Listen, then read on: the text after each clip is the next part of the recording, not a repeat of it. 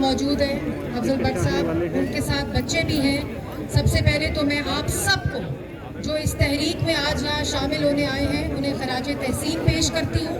اور میں قائد محمد نواز شریف صاحب اور صدر پاکستان مسلم لیگ نون شہباز شریف صاحب کا پیغام لے کر آئی ہوں کہ ہم پاکستان مسلم لیگ نون کے پلیٹ فارم سے اور جتنی اس وقت اپوزیشن کی ساتھی جماعتیں ہیں جن کی ریپرزنٹیشن یہاں موجود ہے، ہم آپ کے ساتھ اس تحریک میں شانہ بشانہ کھڑے ہوں گے.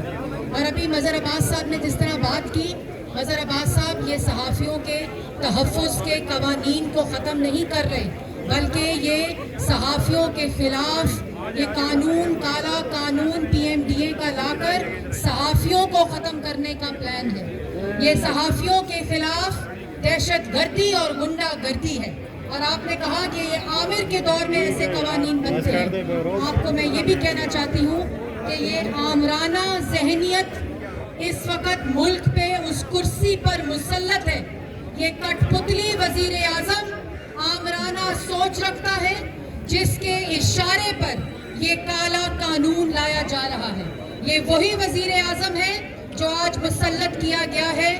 اور 120 دن کا دھرنا، پارلیمنٹ پہ لعنت، پولیس والوں کے سر پھاڑ دو، ہنڈی کے ذریعے پیسے منگواؤ، سول نافرمانی کی تحریک، یہ وہی شخص ہے اور یہ وہی آمرانہ سوچ ہے جو آج صحافیوں کے خلاف اس کالے قانون کے تحت 3 سال میں صحافیوں کی زبان بندی، پارلیمان کی زبان بندی، اپوزیشن کی زبان بندی، صحافیوں کو گولی ماری گئی، صحافیوں کو ان کی بچیوں کے اسکول کے باہر سے اغوا کیا گیا.